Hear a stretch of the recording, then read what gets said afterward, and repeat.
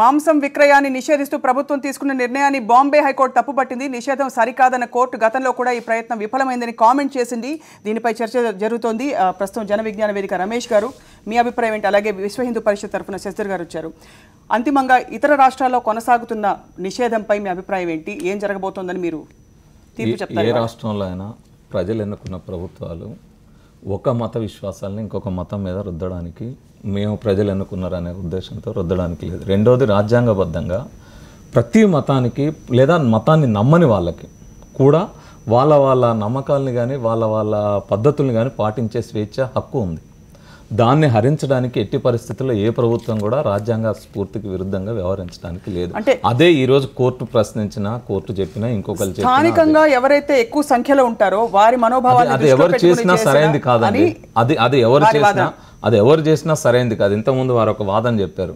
ఒక ముస్లిమ్స్ వాళ్ళు రంజాన్ ఉంటుంది కాబట్టి మిగతా వాళ్ళకి మధ్యాహ్న భోజనం పెట్టమంటే, మధ్యాహ్న భోజనం అనేది విద్యార్థుల యొక్క ప్రాథమిక హక్కు. అది ప్రజలు కొట్లాడి ప్రభుత్వం తను ఒప్పుకోకపోయినా సాధించుకున్న అంశం మధ్యాహ్న భోజనం. స్వచ్ఛందంగా ఎవరైనా చేస్తే పర్వాలేదు, కానీ స్వచ్ఛందంగా చేసే వాళ్ళని పాలసీగా తీసుకోకూడదంటారు. స్వచ్ఛందంగా ఎవరికి వాళ్ళుగా ఏ మత విశ్వాసాలనైనా పాటించే స్వేచ్ఛ భారత రాజ్యాంగంలో, మతాన్ని నమ్మవచ్చు నమ్మకపోవచ్చు అనే స్వేచ్ఛ ఉంది.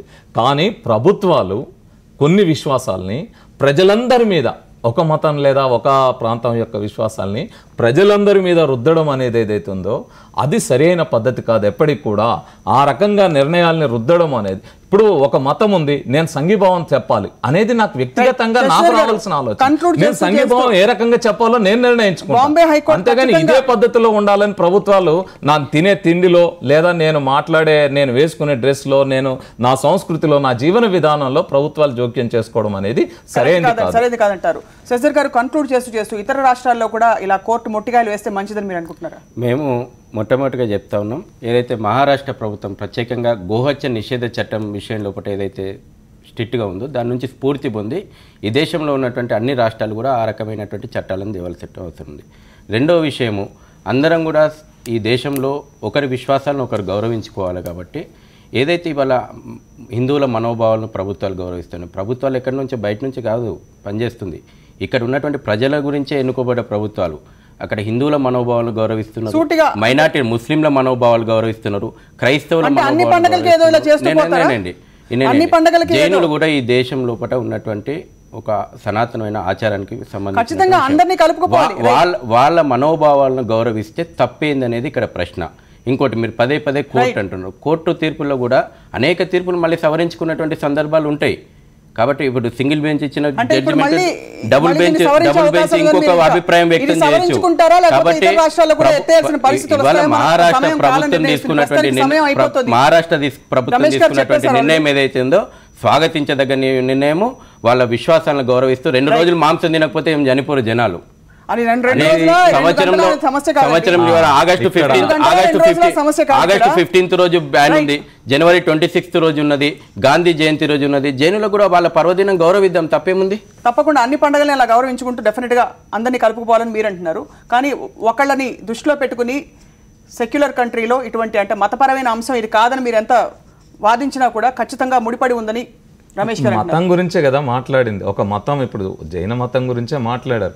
జైనం ఎందుకు జాతీయవాదం గురించి మాట్లాడదాం. ఈ విషయంలో మహారాష్ట్ర ప్రభుత్వం తీసుకున్నటువంటి విషయం జాతీయవాదానికి సంబంధించినటువంటి తక్కువ సంఖ్యలో జైనుల అభిప్రాయాలు కూడా గౌరవించేటువంటి ఒక జాతీయవాద ప్రభుత్వం వేరు. మహారాష్ట్ర ప్రభుత్వం వాళ్ళు తక్కువ సంఖ్యలో ఉండని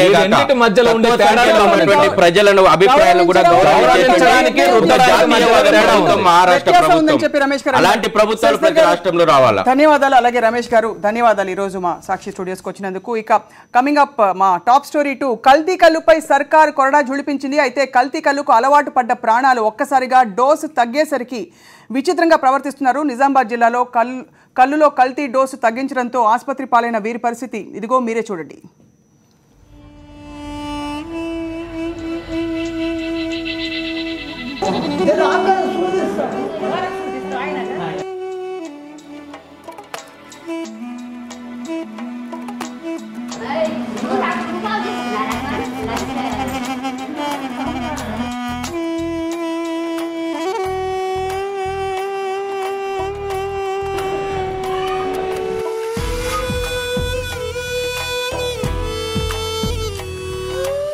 ఇది మెంటల్ హాస్పిటల్ అనుకుంటున్నారా?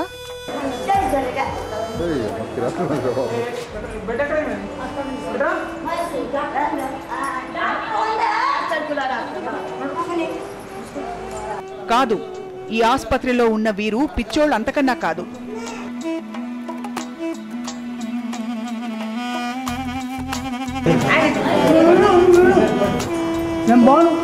కల్తీ కల్లు చేసిన పుణ్యమిది. వీరంతా నిజామాబాద్ జిల్లాలోని కల్లు బాధితులు. జిల్లా ప్రభుత్వాసుపత్రిలో వీరంతా చికిత్స పొందుతున్నారు. వింత చేష్టలతో హంగామా చేస్తున్నారు. కల్లు బాధితుల చేష్టలను భరించలేక బంధువులు వారిని ఆసుపత్రిలో తాళ్లతో కట్టేశారు.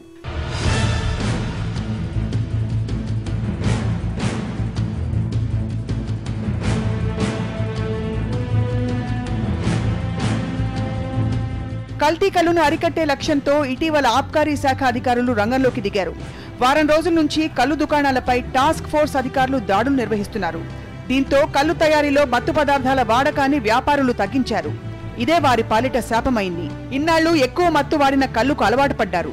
ఒక్కసారిగా మత్తు డోస్ తగ్గించడంతో కల్లు బాధితులు వింత ప్రవర్తన, విచిత్ర చేష్టలు చేస్తున్నారు. 3 రోజులుగా కల్లు బాధితులు జిల్లా ఆసుపత్రికి క్యూ కట్టారు. దాదాపు 70 మంది బాధితులు జిల్లా ఆసుపత్రిలో చేరారు.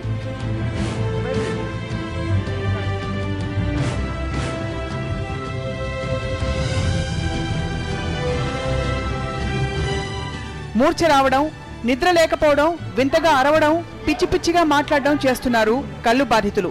అసలు ఏం మాట్లాడుతున్నామన్న విషయం కూడా వారికి తెలియడం లేదు. వీరి చేష్టలు చూసి కుటుంబ సభ్యులు తెగ వరి అవుతున్నారు.